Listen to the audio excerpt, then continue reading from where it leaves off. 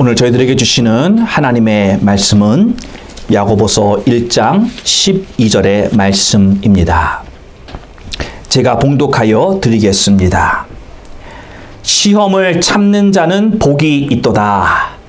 이것에 옳다 인정하심을 받은 후에 주께서 자기를 사랑하는 자들에게 약속하신 생명의 면류관을 얻을 것임이니라. 아멘. 네. 예, 오늘은 시험을 통한 성장이라고 하는 제목으로 하나님의 말씀을 여러분과 나누고자 합니다. 우리가 신앙생활을 하다 보면은 시험이라는 것이 찾아옵니다. 우리가 어렸을 때, 학교를 다닐 때, 학교를 졸업을 하면 시험이라고 하는 것이 그냥 끝나는 줄 알았는데 인생을 살다 보니까 또한 이 다른 인생의 시험이 있음을 발견하게 되고 이것이 정말 우리가 어떤 면에선 죽는 그날까지 이어지는 것이 아닌가 그런 생각을 하게 됩니다. 여러분, 크리스천에게는 이 시험이라고 하는 것이 어떤 면에선 선택의 기회입니다. 예, 선택의 기회. 시험을 당할 때에 내가 과연 무엇을 선택할 것이냐. 이게 우리의 관건이라고 하는 것이죠. 잘못 선택을 하면 넘어지는 것이고, 제대로 선택을 하면 성장의 계기가 됩니다. 우리가 다음 단계로 나아가는 것입니다. 한 단계 더 올라가는 것입니다. 여러분, 우리는 한꺼번에 몇 단계씩 뛰어넘는 게 없습니다. 여러분, 우리가 인생을 살다 보면 숄컷이라고 그러잖아요. 여러분, 숄컷이라는 게 진정 있나요? 네, 인생 살다 보니까 숄컷이라는 게 없더라고요. 있는 것 같은데 잠깐 숄컷 가는 것 같아요. 근데요, 시간이 지나면 어차피 다시 겪어야 되더라고요. 그러니까 인생에서는 내가 조금 빨리 간다? 내가 조금 머리 써서 숄컷을 내가 발견해서 간다? 그런 것 같지만 길게 보면 그렇지 않더라는 것이지요. 예. 자, 그래서 우리들에겐 이 시험이라고 하는 것이 선택의 기회인데 잘 선택해야 한다는 것입니다. 여러분, 사탄이 이 시험을 주지 않습니까? 이 사탄이 이 시험을 주는 목적은 어떤 목적이죠? 우리를 넘어뜨리려고 시험을 주는 것입니다. 그런데 하나님은 사탄이 비록 이런 시험을 주지만 그 시험, 사탄의 뜻대로 우리를 넘어뜨리고 쓰러뜨리는 것이 아니라 하나님은 우리가 죄악을 선택하지 않고 선을 선택하길 원하신다는 것입니다. 다른 말로 시험을 하나님이 우리가 이기시기를 원하신다는 것이죠. 그래서 올바른 선택, 죄를 선택하는 것이 아니라 하나님의 의를 선택하고 선을 선택할 때 그 선택을 내가 함에 있어서 하나님의 아들 예수 그리스도를 닮아가는 것이다 라는 것입니다. 이게 오늘 말씀의 포인트입니다. 여러분, 우리가 예수님의 성품을 닮아가는 것이지 않습니까? 우리가 예수님을 닮는다라고 말할 때는요, 예수님의 얼굴을 닮아가는 게 아니라 예수님의 성품을 닮는 겁니다. 그렇죠? 그러니까 우리가 예수님을 닮아야 됩니다 라고 말할 때는 거기에 대한 뜻은 우리가 예수님의 성품을 닮는 것이다. 예. 그러면 과연 예수님의 성품이 무슨 모습일까요? 우리가 기본적으로 가지고 있는 여러 좋은 예수님의 품성이 마음에 있죠. 그런데 이 예수님의 성품을 집약적으로 보여주고 있는 성경 말씀이 갈라디아에서 5장에 나옵니다. 바로 성령의 열매가 예수님의 성품을 곧 말씀하고 있는 것입니다. 그 열매를 보면은 사랑과 희락과 화평과 오래 참음과 자비와 양선과 충성과 온유와 절제가 있습니다. 예. 우리가 다 외운다고 외우는데 하나하나 생각해 보면 정말 다 좋은 퀄리티들이죠. 우리 예수님은 사랑이십니다. 우리 주님은 기쁨이십니다. 우리 주님은 화평이십니다. 우리 주님은 오래 참으시는 분입니다. 할렐루야. 우리 주님은 우리들에게 자비를 베풀어 주시는 분입니다. 주님 우리에게 양선을 주시고 우리 성실하신 그 하나님이시고 또한 우리에게 온유를 베푸시고 정말 이 절제가 무엇인지 이 주님의 삶이 우리에게 보여주셨다라는 것입니다. 주님은 이 땅에서 그 하나님의 신성을 가지고 이 땅에 오신 게 아닙니다. 인간의 육체를 가지고 이 땅에서 인간으로 사셨어요. 그럼에도 불구하고 죄를 한 번도 짓지 않으신 것은 그 육신을 주님이 치셔서 하나님께 순종함을 배웠다라고 성경은 히브리서에서 말씀하고 있습니다. 그렇게 완전한 삶, 죄를 모르는 삶을 사는 게 가능하다라고 우리들에게 직접적으로 보여주신 그 예수님은 절제의 절제의 에피토미, 가장 최고봉이었다는 거예요. 그래서 정말 예수님은 정말 우리들에게 그 성품을 어떠해야 하는가를 우리들에게 보여주고 계시다라는 것입니다. 이러한 열매를 맺을 때에 우리도 예수 그리스도의 성품을 닮아가는 것이다. 자, 그런데 열매라고 하는 것이 빨리 맺히든가요? 천천히 맺히든가요? 여러분 아마도 농부의 마음은 뒤에서 이렇게 또 집 마당에서 이 과일 나무라든가 이런 것들을 이제 키우시는 분들이 참 그분들은 매일같이 거의 나가시잖아요. 그래서 물도 주고 이렇게 비료도 주고 가꾸고 하는데 매일같이 보는 사람 눈에는 성장이 굉장히 더디죠. 오랜만에 보는 사람은 안 보다 와서 보니까 다른 집 애들 보면서 그러잖아. 이야, 여봐 얘가 이렇게 컸네. 그러듯이 그런데 매일같이 키우는 우리 눈에는 안 자라요. 그렇죠? 참 더디게 열매가 맺히는 것 같아 보인단 말이죠. 그런데 시간은 동일하죠. 예. 그래서 열매라고 하는 것을 열매를 맺는 나는, 그쵸? 내 삶의 열매는 내가 맺는 거잖아요. 그거를 맺으려고 열심히 노력하고 절제하고 애쓰는 나의 입장에서는 이게 너무나도 천천히 열매가 맺히는 것 같다라는 것이죠. 그러니까 우리가 이해를 해야 되는 것이 열매가 내가 보기에는 정말 천천히 맺히는 것 같지만 그러나 시간은 공평하게 흐르는 거예요. 내 느낌만 그렇다는 거죠. 그 군대에서 그러잖아요. 국방부의 시계는 장로님 뭐라고 그랬죠? 국방부의 시계는 뭐라고 그러지?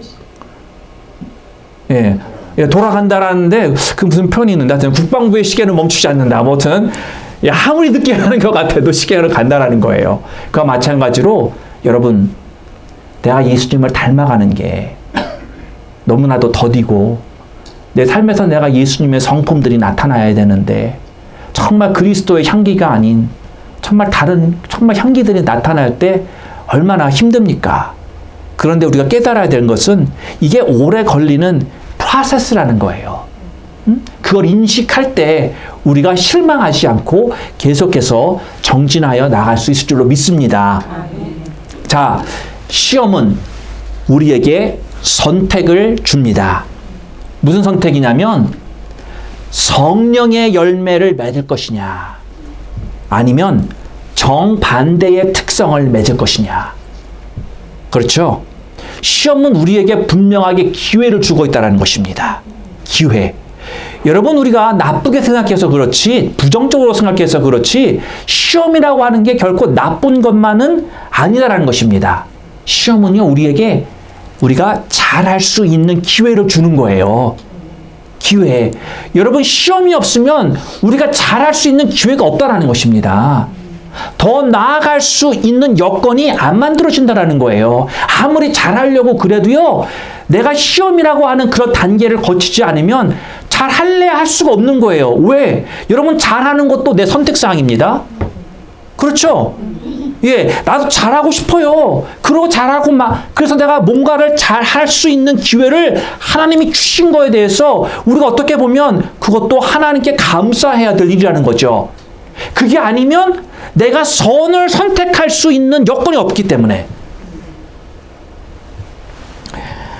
하나님이 우리 주변에 사랑스럽지 않은 사람들을 주심으로 인해서 우리로 하여금 사랑의 열매를 맺기를 원하십니다.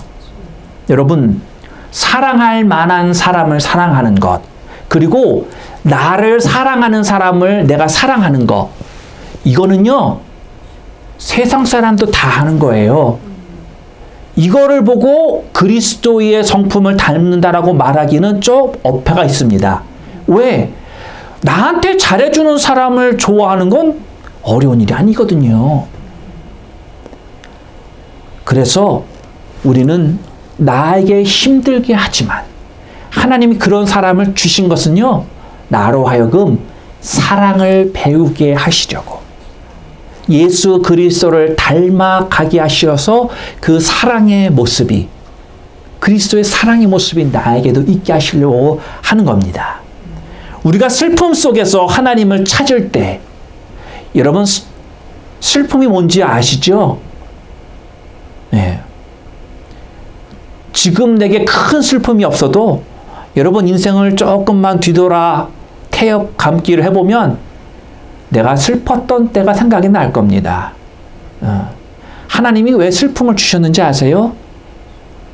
그 슬픔을 통해서 주님을 의지할 때 진정한 기쁨, 그 진정한 기쁨이 무엇인지 우리로 하여금 알게 하시고 그러한 기쁨 속에 살 수 있도록 하시려고 슬픔을 알게 하셨다라는 거예요. 여러분, 행복이라고 하는 것은요, 우리가 행복, happiness라고 하는 건요, 외부적인 상황에 달려 있습니다. 돈 많으면 해피해요. 그렇죠? 건강하면 해피해요. 예, 남편이 속 안 썩이면 해피해요. 그렇죠? 자녀가 속 안 썩이면 해피해요. 어떤 외부적인 요건이란 말이에요. 그런데 이 기쁨이라고 하는 거, 기쁨은 어디에 달려 있느냐? 하나님과 나와의 관계에 달려 있는 것입니다. 여러분이 하나님과 온전한 관계성에서 서 있다고 한다면 여러분의 마음속에서는 그 세상이 줄 수 없는 기쁨이 일어난다라는 거예요. 여건, 내가 살고 있는 이 상황, 그거를 초월하는 기쁨이 있다라는 것이죠. 여러분, 내가 가난해도요, 돈이 없어도요, 내가 건강하지 않아도요, 내가 하나님과의 올바른 관계 속에서 그분이 나와 오늘도 동행하시며 내가 그분의 임재를 느끼며 살면요, 내 마음에 세상이 빼앗을 수 없는 기쁨이 있습니다. 그런 평안함이 나에게 임한다고 하는 것입니다. 또 내가 가지고 있었던 계획이 실패를 합니다. 나도 내 나름대로 똑똑하다고 자부하는데 내 계획이 실패를 했어요. 그래서 혼란에 빠집니다.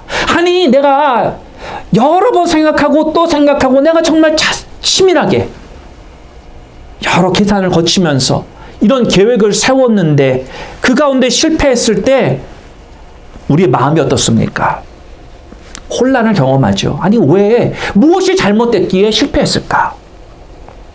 그런데 그렇게 우리가 세상에서 실패하고 혼란에 빠짐으로 인해서 하나님은 우리들에게 진정한 평안을 가르쳐 주기를 원하십니다. 여러분, 누구든지 아름다운 선셋을 보면서 이야, 아름답구나, 마음이 평안함을 느낄 수 있습니다. 여러분, 누구든지 휴가를 가서 누리면서 평안함을 다 맛봅니다. 그렇죠? 우리는 걱정이, 두려움이 우리들을 범람하고 그리고 시험당하고 있는 그러한 상황에서도 하나님을 신뢰하기로 결단할 때 진정한 평안함을 누릴 수 있습니다. 또한 정직함을 우리는 어떻게 배우는지 아십니까? 어떻게 정직함의 열매를 맺는지 아십니까? 거짓말하는 시험을 이김으로써 우리는 정직한 열매를 맺게 되는 것입니다. 겸손함의 열매도요, 우리가 자만하지 않으려고 노력할 때 겸손이 자라납니다.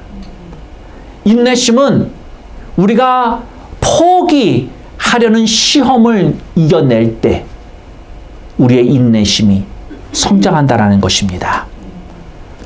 그래서 내가 시험을 원해서 받는 건 아니지만, 그러나 시험이 내게 주어질 때 그 시험을 내가 온전한 선택을 통해서 이길 때마다 우리는 예수 그리스도를 닮아가는 줄을 믿으시기를 바랍니다. 자, 시험하면 여러분 처음에 오늘 주보를 보시면서 예배하기 전에 오늘 무슨 말씀일까 봤을 때 제목들을 다 읽어보시면서 시험을 딱 발견했을 때 여러분 리액션이 어떠셨어요? 별로 달갑진 않았을 겁니다. 그렇죠? 우리는 모두 다 이런 스테레오타입 가지고 있어요. 시험하면 일단 부담스러워. 시험하면 일단 싫어. 그렇죠? 자, 시험을 잘 이길 수 있도록 우리가 이 시험의 단계를 알면 쉽습니다. 그러니까 쉽다라기보다는 쉬워지는 거죠. 그냥 막연하게. 여러분, 시험도 그렇잖아요. 내가 지금 시험 문제가 어떤 유형으로 나올 거다. 시험이 어떤 식으로 어떤 거에 대해서 나올 거다라고 알면 전혀 모르는 것보다 공부하기가 쉽죠. 그렇죠? 이게 상식적인 얘기예요. 네, 우리들에게 크리스찬에게 주어지는 시험도요, 전혀 내가 생각하지도 못하고 정말 아무 준비가 안 돼 있는데 시험지를 받는 것보다는 그래도 시험이 어떤 유형으로 뭐에 대해서 나올 거다라고 하는 것을 조금이나마 내가 알게 되면 그걸 받는 입장에서는 시험이 쉬워진다라는 거죠. 시험 자체가 쉬워지는 게 아니라 준비하는 내가 준비가 조금이라도 되어 있기 때문이라는 거예요. 자, 성경을 보면은 시험이 같은 유형으로 나옵니다. 예, 시험이요 같은 유형으로 나와요. 그러니까 시험을 이미 받았던 사람들이 성경에서 어떤 식으로 받았는지 그것을 우리가 깨닫는다면 준비하는데 훨씬 더 도움이 되겠죠. 그러면 시험이 예전과 같이 어렵게 느껴지지 않는다라는 거예요. 자, 한번 살펴봅시다. 첫 번째로, 시험에 보면 4단계의 과정이 있음을 아담과 이브가 받은 시험, 대표적으로 구약에 보면, 또 신약에서는 대표적인 시험 받는 사람이 누구예요? 그렇죠. 예수님께서 받은 시험. 이것을 보고 우리가 찾아낸 공통점이 있다는 거예요. 첫 번째 시험의 단계는 우리 안에 욕심을 일으킵니다. 우리 안에 욕구가 있는데 그 욕구를 자극한다라는 거예요. 나쁜 욕구들이 있습니다. 내가 누군가에게 내가 정말 복수를 하고 싶은 마음. 그렇죠. 하나님이 복수는 내 것이다 라고 말씀하셨어요. 그런데 우리가 화가 많이 나면 어때요? 복수를 2배, 3배, 막 10배까지도 갚아주고 싶은 이 인간적인 마음이 생겨난다는 거죠. 확 올라와요. 예, 혈기 내고 싶고, 그렇죠? 예, 전혀 모르시는 것처럼 저를 쳐다보고 계시네. 아유, 야. 예. 또 나쁜 게 뭐가 있냐면요, 다른 사람을 컨트롤하려고 하는 거. 이것도 죄입니다. 예, 하나님은요, 인간이 인간을 컨트롤하는 것을 죄로 여기십니다. 예.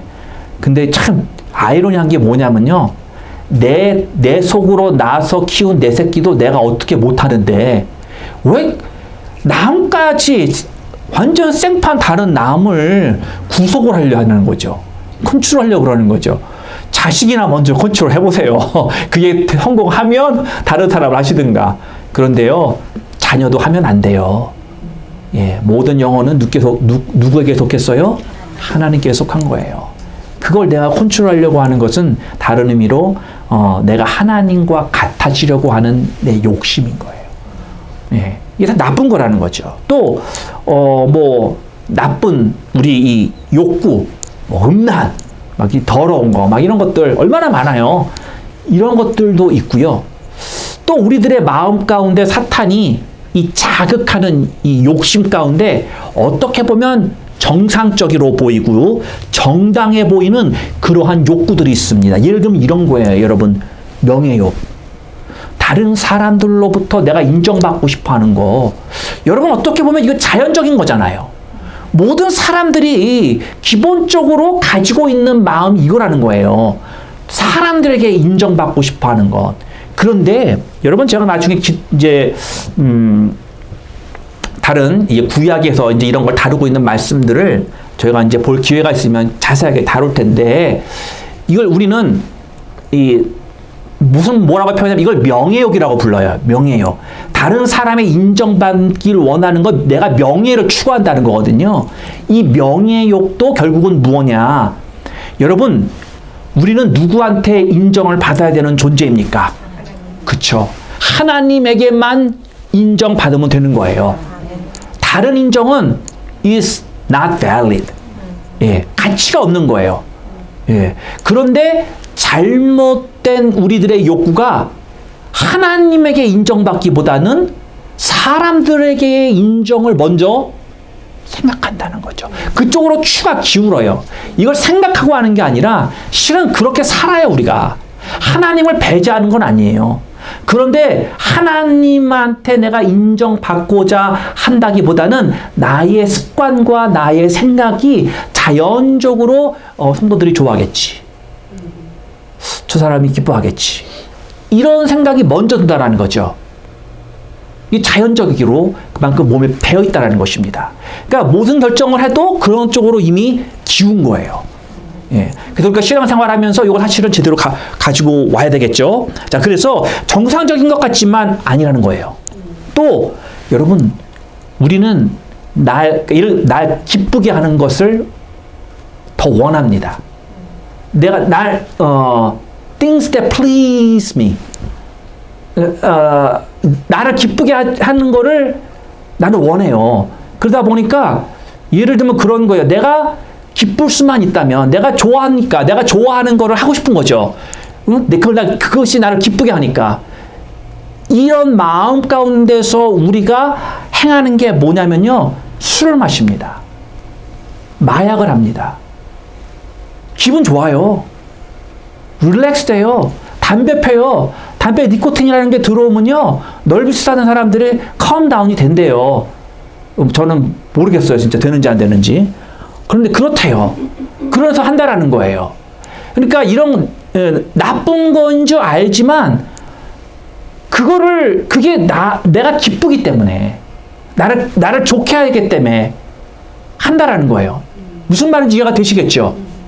나쁜 거를 하고 싶어서 하는 게 아니라 이것들이 나를 기쁘게 해주니까, 나를 도와준다라고 하니까 내가 자꾸 거기에 쏠린다라는 거죠.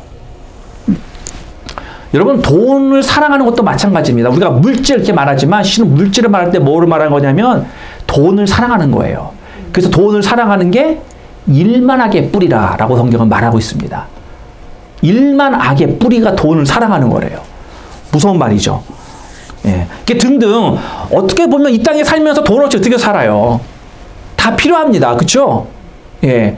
돈을 벌고 필요하고 다 좋아요. 그런데 사랑하지 말라라는 거죠. 자, 시험이 외부에서 오는 것 같지만, 예. 그런데 외부에서 오는 게 맞기는 맞아요.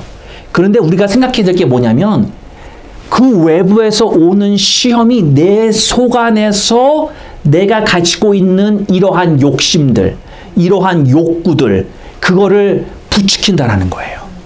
자꾸만 여러분 그런 거 있죠? 왜? 요거 다음 거예요. 하면 안 돼. 예. 그래서 이게 내 안에서부터 시작된다라는 거예요. 예. 사탄이 없는 걸 내 안에 집어넣는 게 아니라는 거예요. 내 안에 이미 들어와 있는 거를 자꾸만 부추기는 거예요.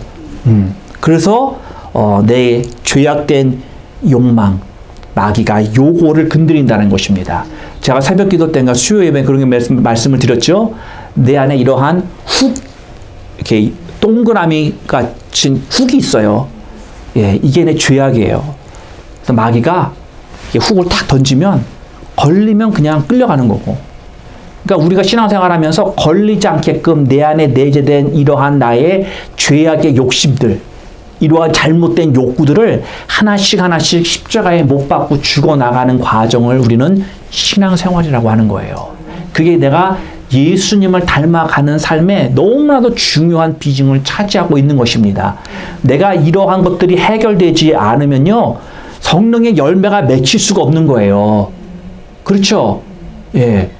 여러분, 믿음과 불신이 함께 같이 열매를 맺을 수 없어요. 하나가 줄어들어야 하나가 커지는 거예요. 믿음이 줄어들면 불신이 커지는 거고요. 불신이 줄어들어야 믿음이 커지는 거예요. 다 같이 열매는 안 된단 말이에요. 예. 그러니까 제가 같은 말인 거예요. 죽어져야 성령의 열매가 맺힌다. 자, 마가복음 7장 21절과 23절에서 이렇게 말합니다.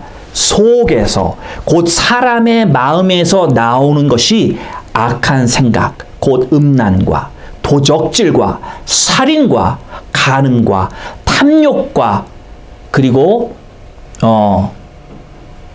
속임과 음탕과 흘기는 눈과 회방과 교만과 광패니 이 모든 악한 것이 다 속에서 나와서 사람을 더럽게 하느니라. 바깥에서 더러운 게 오물을 뒤집어 씌는 게 아닙니다. 내 안에 있는 오물이 나오는 거예요.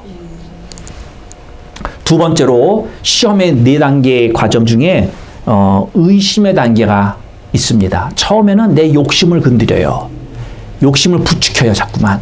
그래서 어느 단계로 가느냐? 의심하게 만들어요.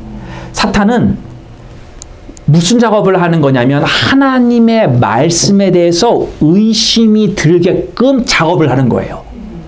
하나님의 말씀이 진짜냐? 그게 정말 잘못된 거냐? 그렇게 우리 가운데 마음이 드는 거죠. 정말 하나님이 그걸 하지 말라고 그랬느냐? 하나님이 다른 사람에게만 하지 말라라고 한 거지. 너는 괜찮아. 다른 사람은 탄 말이야. 너하고는 상관없는 거야. 그 시대에는 안 되는 거였어. 그런데 지금의 시대는 해도 돼. 괜찮아.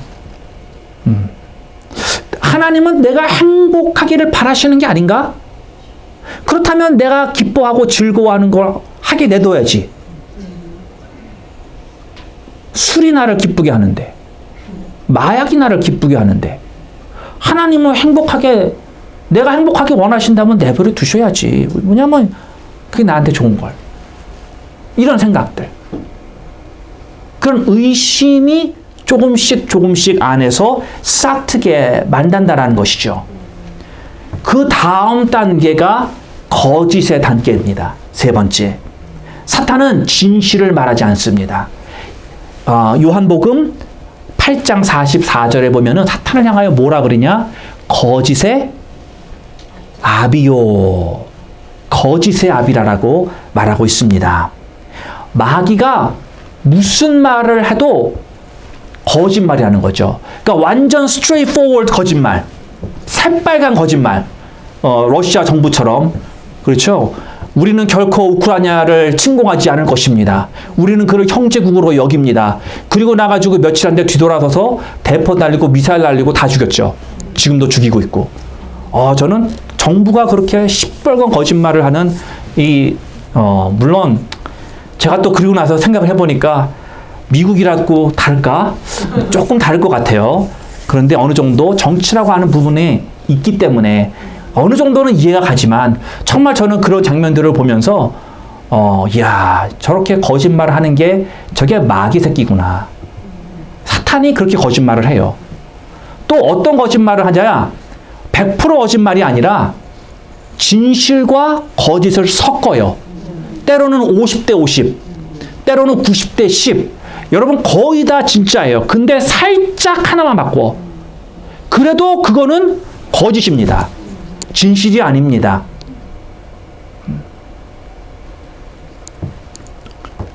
참이 무서운 게 뭐냐? 우리도 이 시대의 성도들을 봐도요, 100% 거짓말을 하는 그런 사람들이 별로 없어요. 왜? 두통나게 빤하니까. 그렇죠? 그런데 살짝 바꿔. 내 입장에서. 예. 사람 다 그런 게 참 얼마나 이게 참 델리케이트한 부분이지만, 근데 이게 어디서 나왔느냐? 이게 사탄에게서 나온 것이다. 그래서 사탄은 이렇게 말을 합니다. 너희는 죽지 않을 거야. 먹어도 돼. 죄를 져도 돼. 안 죽어. 하나님처럼 똑똑해질 수 있어. 하나님처럼 지혜로워질 수 있어. 아무도 안 보니까 괜찮아. 아무도 없잖아. 누가 봐. 아무도 몰라. 이거 하면, 눈 딱 감고 이거 하면 문제 해결이야. 고생 끝, 행복 시작. 이번 한 번만 눈 감아. 해도 아무도 안 보는데 딱 해봐. 그러면 이제까지 모든 문제가 다 끝나는 거야. 이거 다른 사람들 다 하는 거야. 다 해, 다. 하나는 사람이요. 어딨어? 괜찮아. 뭐 너만 뭐 특별 유별나냐? 다른 사람들도 다 하는데 왜 그래? 괜찮아. 이거는 아주 작은 죄야. 이건 죄라고 말하기도 그런 거야. It's okay. 작은 죄는요, 임신 초기하고 같습니다. 처음에는 배가 안 불러오는 것 같아도요, 시간 조금만 지나면요, 만삭이 돼요.